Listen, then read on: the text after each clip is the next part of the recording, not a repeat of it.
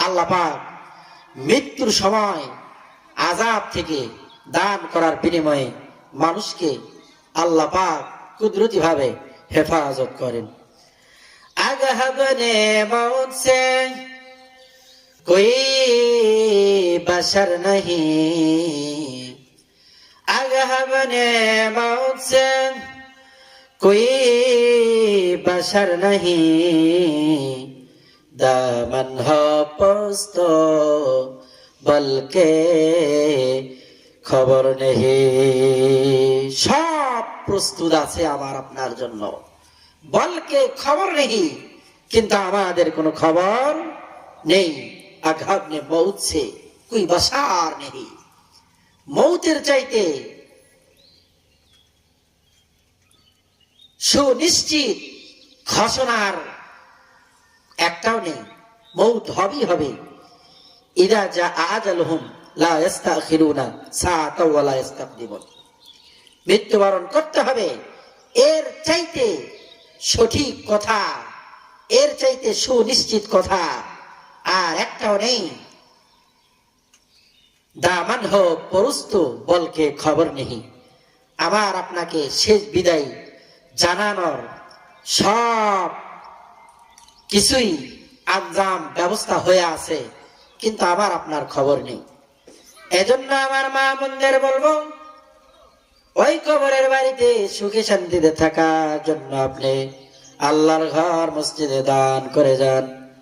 নিজের ঘরটা সাজানোর জন্য কত কিছুই ক্রয় করলেন, দামি দামি সোফা দিয়ে ঘরটারে সাজাইলেন। ও মা, পায়ে হাত দিয়ে বলি, নিজের ঘর সাজানোর জন্য নিজের ঘর সাজানোর জন্য কত কিছুই না আপনি ক্রয় করলেন। দামি দামি গালিচা ঘরের ভেতরে বিছাইলেন। মাটির ঘর ভালো লাগে না, আগে মাটির ঘর ছিল, সেখান থেকে ইটের ঘর করলেন। দেওয়ালটা ভালো লাগে না, প্লাস্টার ভালো লাগে না, রং ভালো লাগে না, টাইলস করলেন। ফ্লোরে প্লাস্টার ভালো লাগে না, টাইলস করলেন। টাইলসের উপরে আবার দামি দামি গালিচা বিছাইলেন। কারণটা কি? কারণটা ঘরটা যেন রুচিশীল হয়, ঘরটা যেন সুন্দর হয়। এই ঘর তো আসল ঘর নয় রে মা, এই ঘর তো আসল ঘর নয় রে বাবা। ও মা,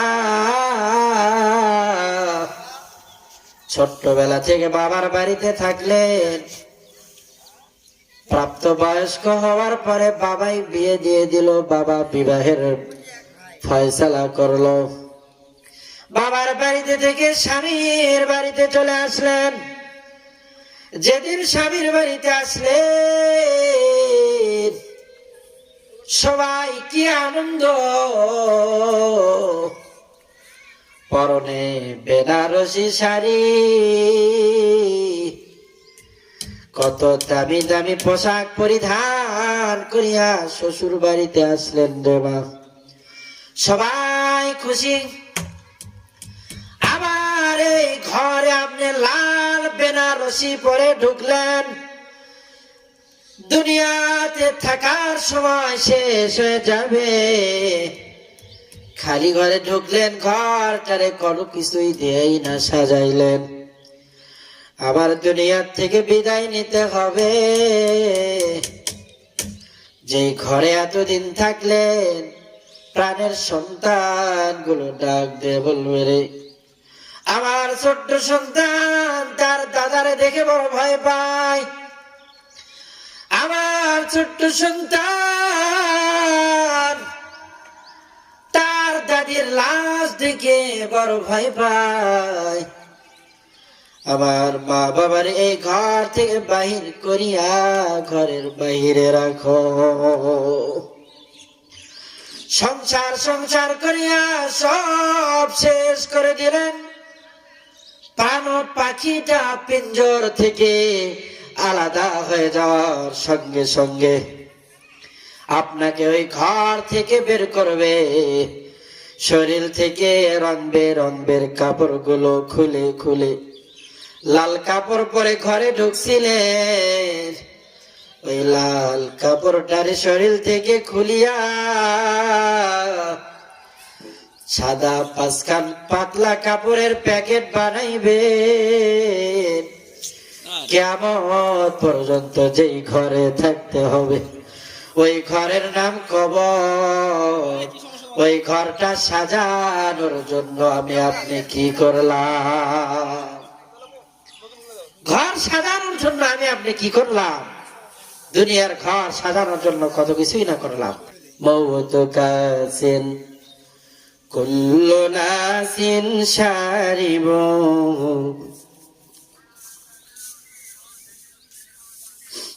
মৌত কাসিন কুল্লু নাসিন শারিব, কবর বাইতিন কুল্লু নাসিন दाखिलो। यहाँ हम सब मुसाफिर हैं, वही आखिर ठिकाना। कोई आगे रवाना है, कोई पीछे रवाना। এখানে আমরা সবাই মুসাফির, यही हम सब मुसाफिर हैं, वही आखिर ठिकाना। वही माने জান্নাত आखिर ठिकाना, কবর আসার आखिर ठिकाना। এই কবরে কুই আগে রওনা হয়, কুই পিছে রওনা। এই কবরে কেউ আগে রওনা দিবে, আবার কেউ পরে রওনা দিবে। দুনিয়াতে থাকার সময় যখন শেষ হয়ে যাবে, মালাকুল মউত সঙ্গে সঙ্গে সামনে এসে দাঁড়িয়ে যাবে, জান টানে উড়াল দিবে। আমার আপনার নিথর দেহ জমিনের মধ্যে পড়ে রবে। দুনিয়ার সব শেষ, কোনো কিছুই কাজে আসলো না। একমাত্র কাজে আসবে পুণ্যের কাজ আর দান সদাকা। লিল্লাহে তাকবীর। দানের ফজিলত 1 নম্বর গুনাহের কাফারা, 2 নম্বর বালা মুসিবত দূর হয়ে যায়, 3 নম্বর ধন সম্পদ বৃদ্ধি পায়। আলী রাদিয়াল্লাহু তাআলা আনহুর ঘটনা থেকে আমাদের শিক্ষা গ্রহণ করতে হবে। 4th নাম্বার, ভয়ঙ্কর মৃত্যু থেকে আল্লাহ আমাদেরকে বাঁচান। হঠাৎ মৃত্যু থেকে আল্লাহ পাক আমাদেরকে বাঁচান। অনেকে অ্যাক্সিডেন্ট করে দুনিয়ার থেকে বিদায় নেয়, অনেকে আগুনে পুড়ে দুনিয়ার থেকে বিদায় নেয়, অনেকে পানিতে পুড়ে দুনিয়ার থেকে বিদায় নিয়ে চলে যায়। যারা দান সদকা করবে আল্লাহ পাক রব্বুল আলামিন তাদেরকে হঠাৎ মৃত্যু থেকে, অকাল মৃত্যু থেকে আল্লাহ পাক রব্বুল আলামিন হেফাজত করবেন। কাল কঠিন কিয়ামতের ময়দানে আরশের ছায়ার নিচে আল্লাহ পাক দানবীরদেরকে ছায়া দিবেন। যেই কিয়ামতের ময়দানে, ময়দানে মাহশরে আরশের ছায়া ছাড়া ভিন্ন আর কোনো ছায়া থাকবে না। মানুষগুলো তাদের গুনাহ অনুযায়ী রক্ত এবং পুঁজের মধ্যে আহাবুডুবু খাইতে থাকবে। সমস্ত উম্মত গুলো বেকার হয়ে যাবে। সমস্ত গুনাহগার গুলো চিৎকার করতে থাকবে আর বলবে, ইয়া নাফসি ইয়া নাফসি। আজকে সূর্য 9,30,00,000 মাইল উপর থেকে তাপ দেয়, ওই তাপ সহ্য করতে পারি না। বড় বড় ছোট বড় আল্লাহর সৃষ্টি গাছের নিচে আমরা আশ্রয় গ্রহণ করি ছায়ার তলে। আবার যখন পাতারে কাজ করার জন্য যাই, সূর্যের তাপ সহ্য করতে পারি না, ছাতা ব্যবহার করি রে ভাই। কিন্তু কিয়ামতের ময়দানে সূর্য তার সমস্ত মুখ দ্বারা তাপ দেওয়া শুরু করবে। ওই তাপের কারণে মানুষের মাথার মগজগুলো গলে গলে পড়বে।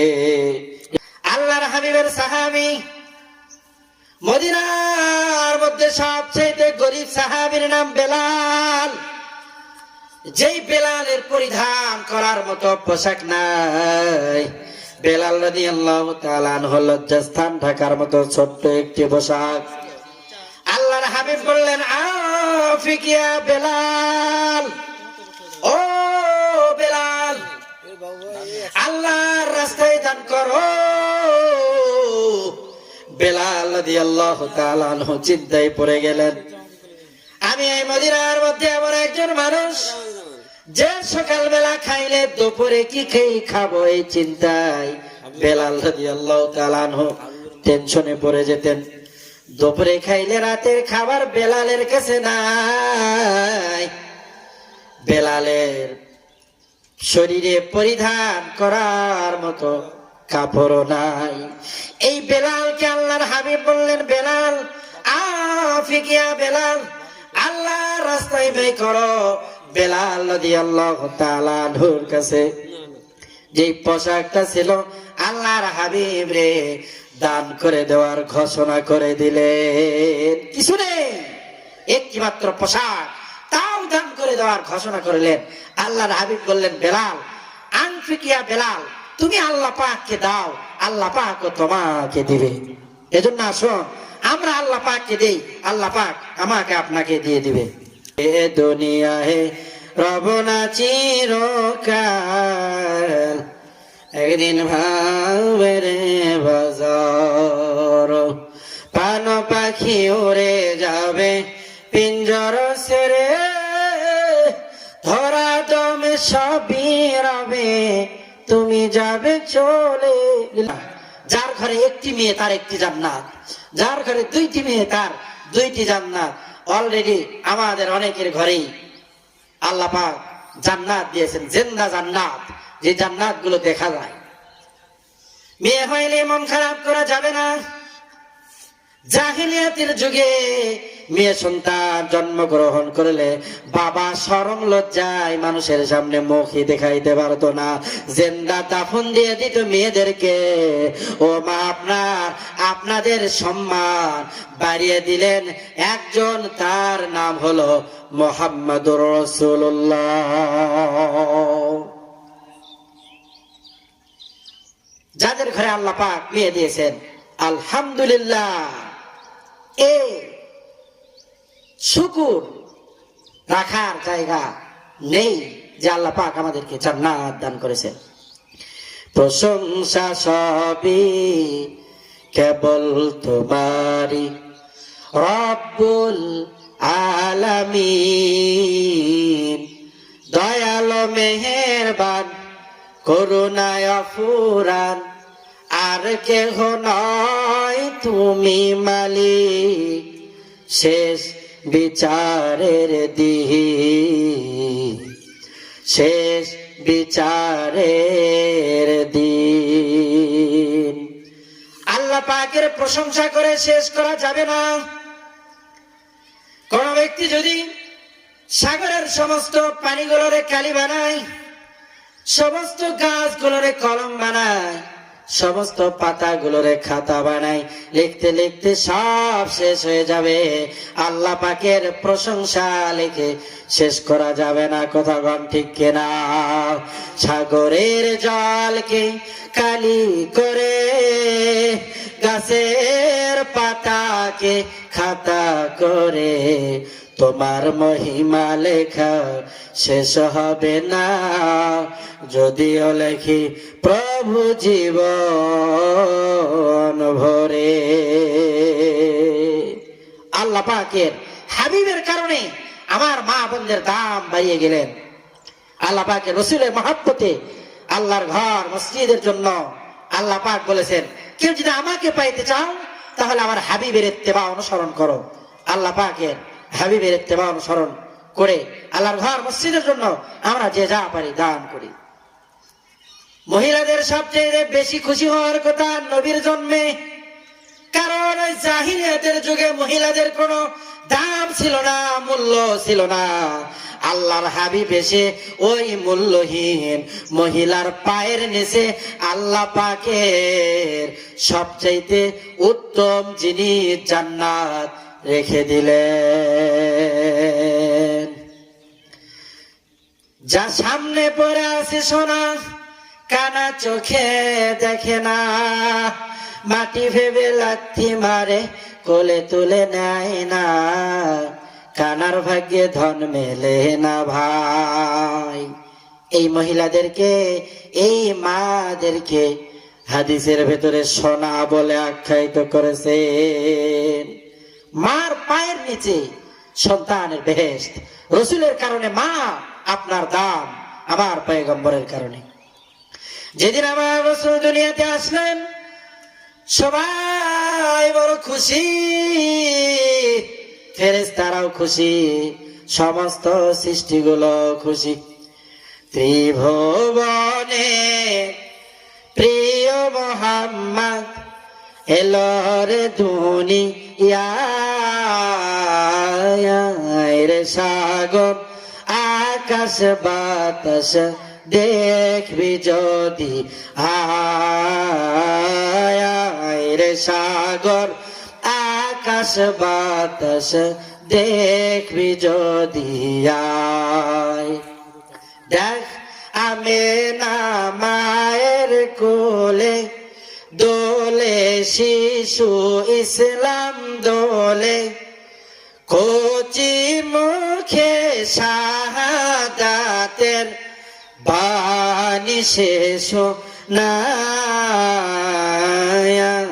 রে, সাগর আকাশ বাতাস দেখবি যদি আয় রে, সাগর আকাশ বাতাস দেখবি যদি আয়। লিল্লাহে তাকবীর।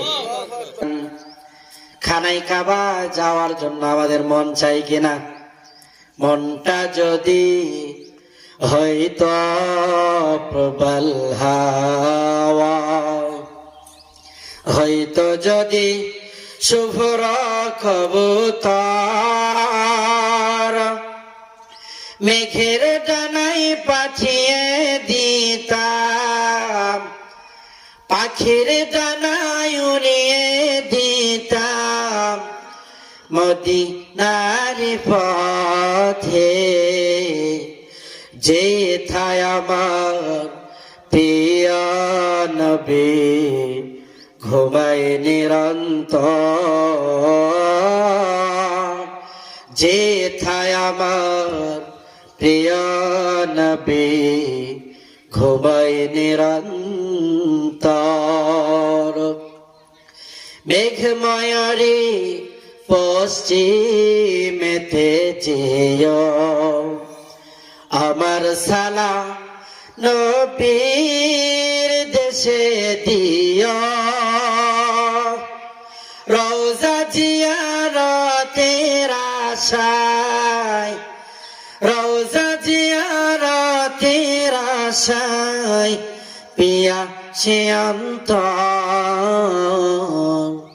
যেথায় আমার প্রিয় নবী ঘুমায় নিরন্তর, যেথায় আমার প্রিয় নবী ঘুমায় নিরন্তর। মদিনায় যাওয়ার আশা কার না আছে? গত রাতে বলেছিলাম শহর সমূহের, গ্রাম সমূহের মা হলো মক্কাতুল মুকাররমা। কোরআনের মা হলো সূরাতুল ফাতিহা।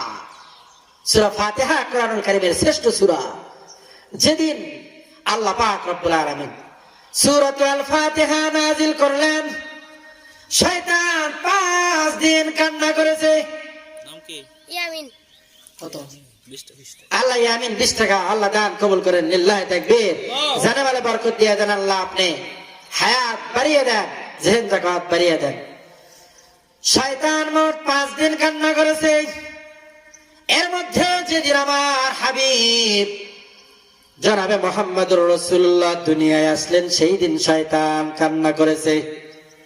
এরপরে শয়তান কান্না করেছে ওই দিন, যেই দিন আল্লাহ পাক সূরাতুল ফাতিহা নাযিল করেছেন।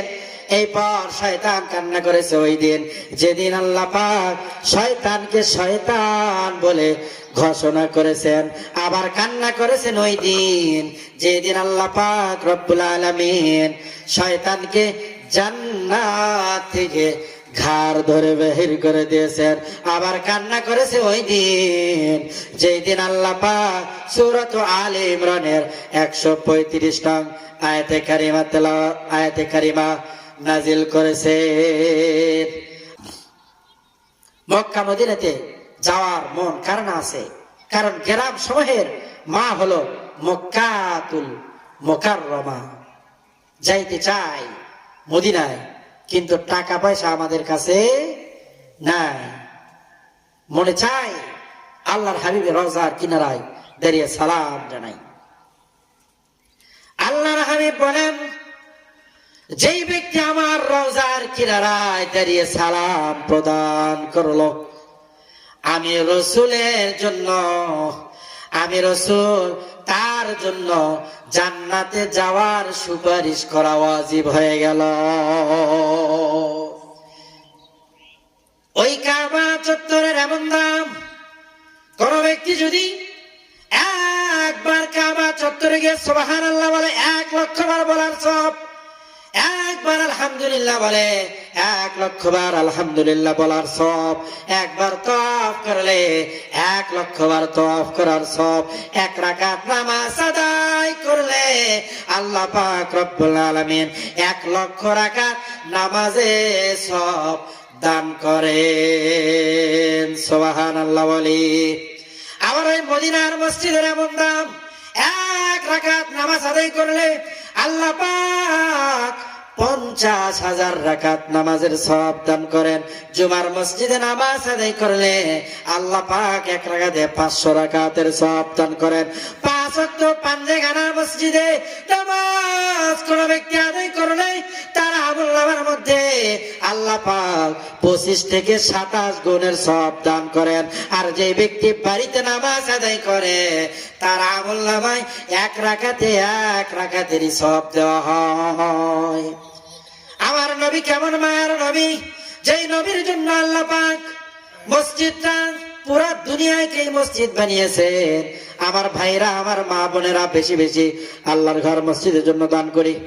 আল্লাহ পাক রব্বুল আলামিন সবাইকে বেশি বেশি দান সাদাকা করা মত তৌফিক হিম্মত দান করেন। অনেকে এসেছেন দান করার জন্য, সবার দান আল্লাহ পাক রব্বুল আলামিন কবুল আর মঞ্জুর করিয়া নেন।